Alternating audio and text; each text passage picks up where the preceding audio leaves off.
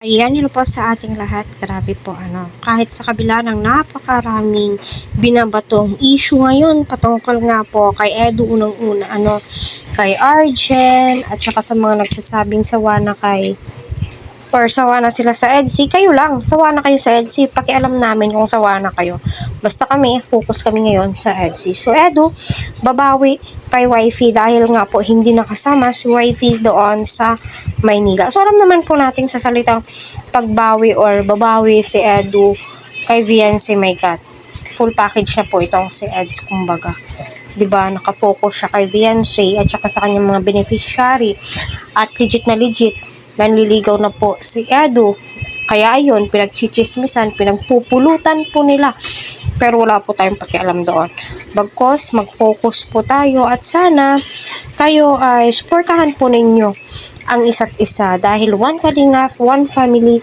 Kung meron man po kayong hindi pagkakaintindihan, better to zipper your mouth na lamang po at mag-focus sa mga advocacy po ninyo. Yun po yung mas mainam, yun po yung mas better na gawin. Kaysa dada ng dada kasi napakahirap po yun. Yung salita tayo ng salita ng hindi maganda sa kapwa po natin. 'Di ba? So, yes, 100% nababawi po talaga itong si Edu. Doon pa lamang po sa live, ay sabi po niya, miss na po niya si wifey, which is legit naman po talaga, at saka nung nag-premiere siya, shout out niya itong si wifey. So, shout out kay Viancy kung nanonood man po, sabing kano. So, sabi din ni Grace, yung pinsan, yung kapatid ni Kalingap Rab na kachat daw po ni Eds ang kanyang wifey, So, lahat ng kilos ni wifey at saka si kilos nga po ni Kalingap Eds ay updated po si wifey kung ano po yung mga nangyayari, diba? So, nakakatuwa yung mga ganito, yung mga tinutulungan ni Kalingap Rab, ni Kalingap Edu, diba yung ganito, yung tipong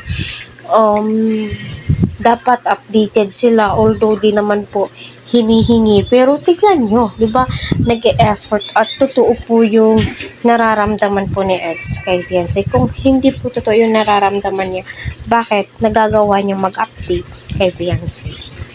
Diba? So, kailangan mag-update, para sa ganun, aware din si Viancy.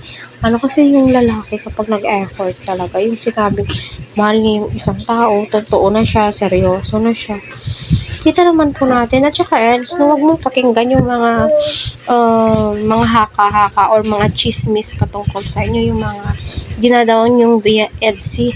Hayaan nyo sila. Focus kayo sa mga supporters ninyo.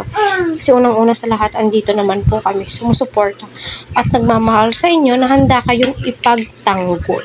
Yun yung pinaka-importante sa lahat, diba?